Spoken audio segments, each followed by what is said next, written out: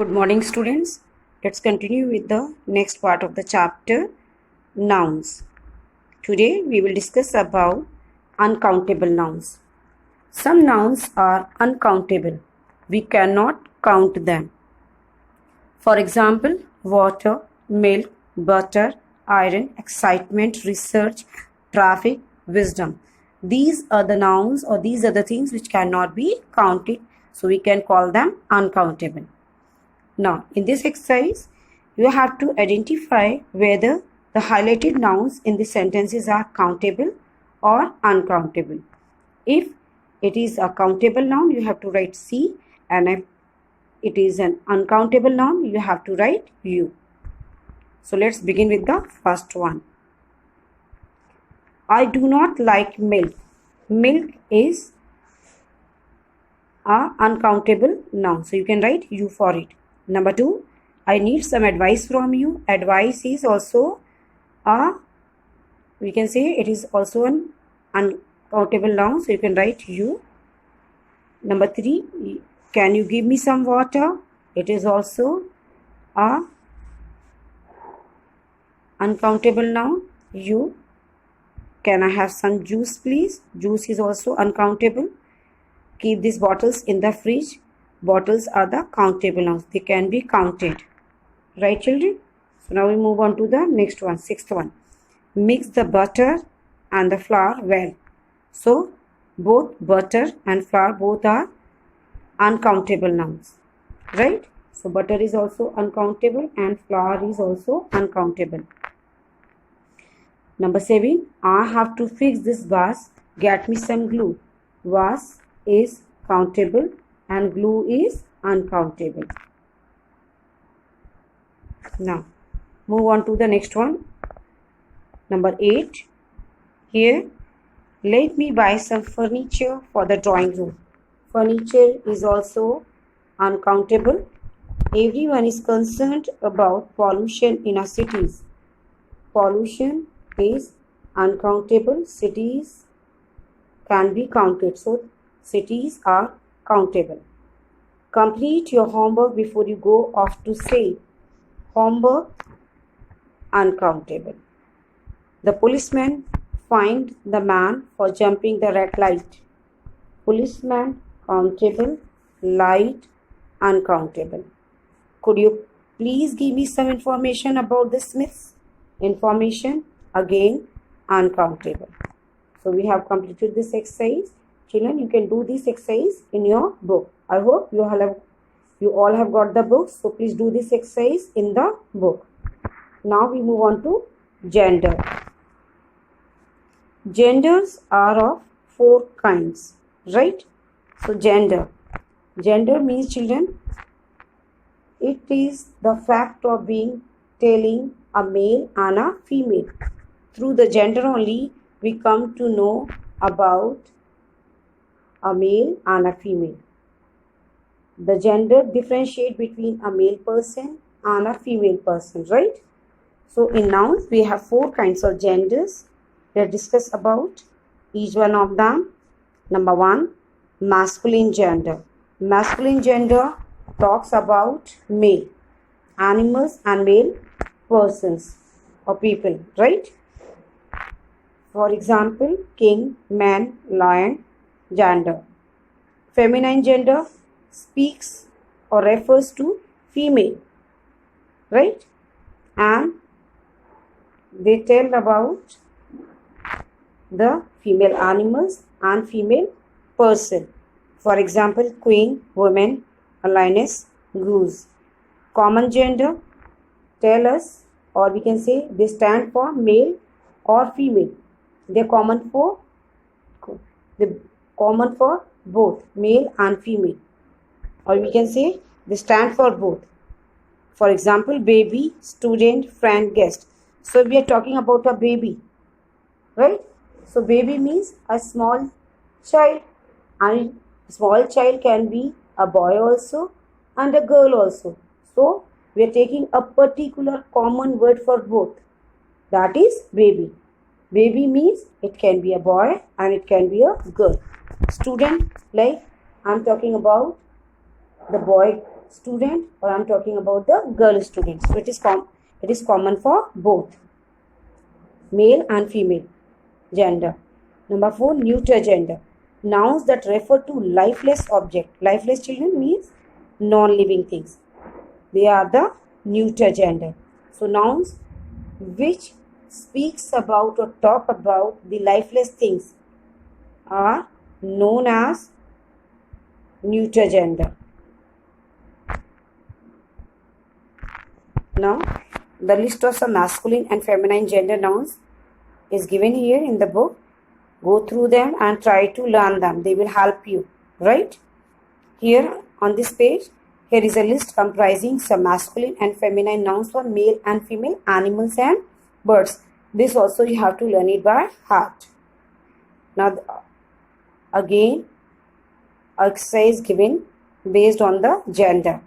In this, rewrite the sentences by writing the opposite gender noun for the highlighted words. Make other necessary changes which are required. It means that whatever gender is highlighted in the given sentence, you have to give the opposite gender of that. If it is a masculine gender, you have to change it into feminine gender, and if it is a feminine gender, you have to change it into masculine gender. And according to that, whatever other necessary changes required, do that. Number 1, it is the tigress is very ferocious. Tigress, feminine gender. So what is the opposite gender of tigress? Tiger. Right? So here I am just telling you all the answers verbally. Later on, after completing this chapter, I'll send you the PDF of all the exercises. So you can do the exercises from the PDF. Number 2, the princess had never seen a witch before. So princess will change into prince and witch will change into wizard. Number 3, the girl told her story to the spinster next door. The girl will change into boy, and there is a change also here in her. Now as we have changed the girl into boy, so her will change into his, right? His. So the boy told his story to the bachelor next door. Number 4, my father has bought a small tabby cat for me. So it is, my mother has bought a small tomcat for me. Number 5, the billy goat entered the garden and made a mess. The nanny goat entered the garden and made a mess. Number 6, the headmaster called all the boys to his office. It is, the headmistress called all the girls to her office. Number 7, the stallion is very famous. He has won many races. This mare is very famous. She has won many races. Number 8, my father is very strict. It does not allow me to stay up late. My mother is very strict. She does not allow me to stay up late. Number 9, the king crowned the prince as the next heir to the throne. The queen crowned the princess as the next heiress to the throne. Number 10, Mrs. Khanna is a widow. Her husband died in an accident. It is, Mr. Khanna is a widower. His wife died in an accident. So, children, you have to do this exercise also in the copy, right? This exercise you have to do it in your English language copy, and don't worry about the answers. I'll send you the PDF after completing the chapter. Now, you move on to the new topic, that is case. The case of a noun can be classified into 5 kinds. These are nominative, objective, possessive, vocative, and dative. Let us learn about them. Nominative case. When a noun or a pronoun is used as the subject of the verb, it is said to be in the nominative case or subjective case. So we can say when a noun is used as a subject in a sentence, it is a subjective or a nominative case. For example, Rajat bought a bike. So who has bought a bike? Rajat. So Rajat is the subject and the nominative case in it. Now we talk about the objective case. When a noun or a pronoun is used as the direct object of the verb. So there are two objects, direct and indirect. You must be knowing. So when we talk about a direct object in a sentence, it is said to be in the objective or accusative case. For example, we bought some oranges. What we bought? Oranges. So oranges is the direct object in this sentence, which is a noun, right? Now in the third one, possessive. Possessive means, children, belongingness, ownership. So when a noun or a pronoun shows ownership or possession, it is said to be in the possessive or genitive case. For example, this is Mira's desk. So in this example, you can see Mira's. This desk belongs to who? Mira. And when we have to show the possessiveness, we have to show apostrophe s. This you can see it here, right? ये desk किसका है? मीरा का है. And this possessiveness is shown by an apostrophe, right? Vocative, when the noun is the name of the person being spoken to or addressed, is said to be in the vocative case. For example, Praveen, come here.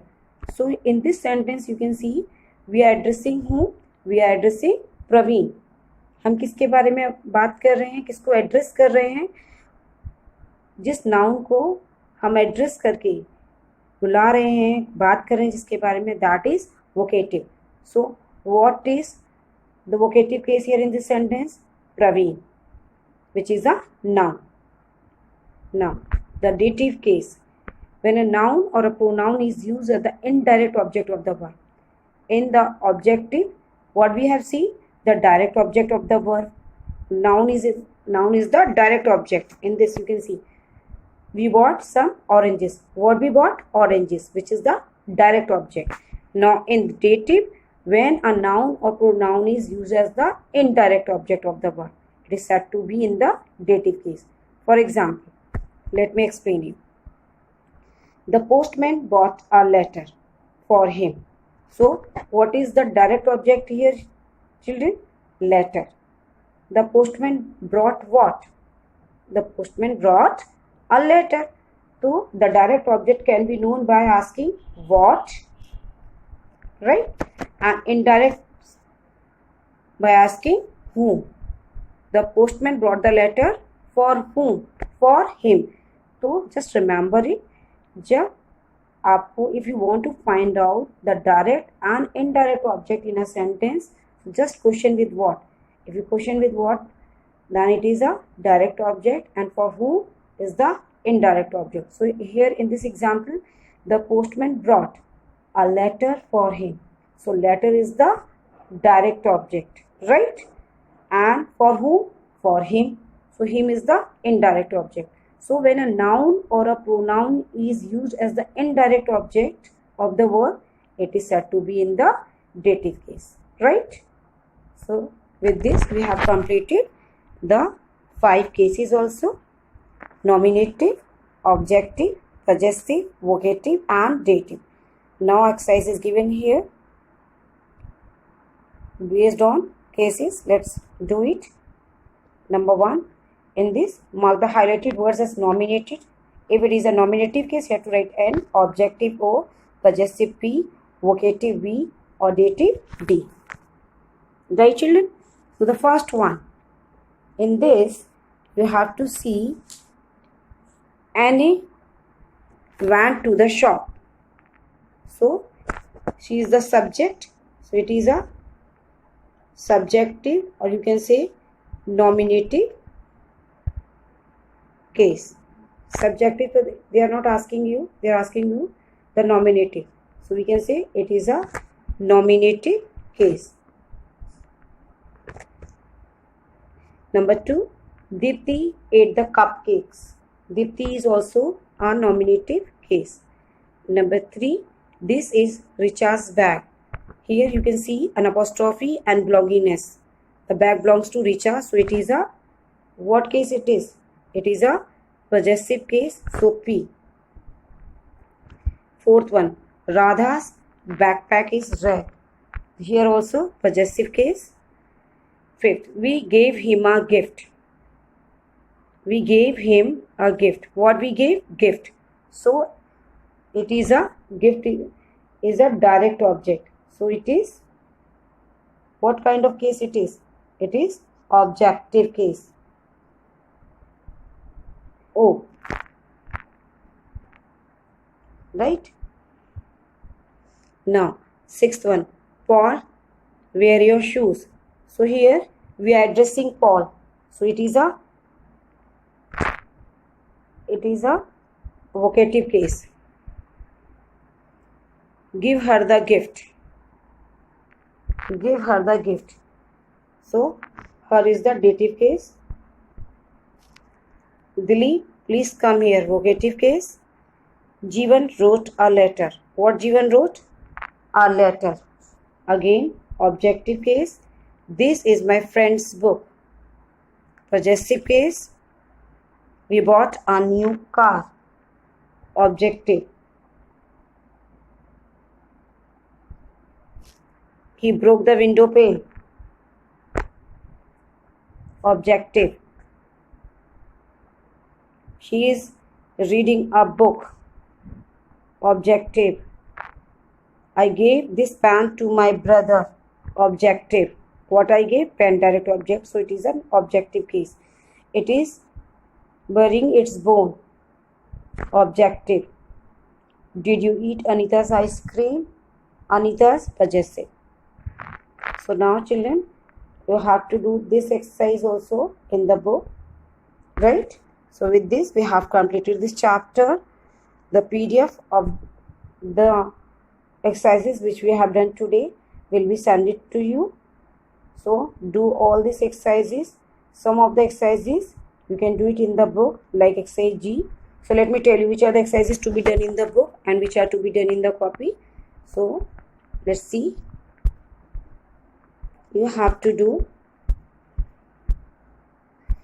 exercise E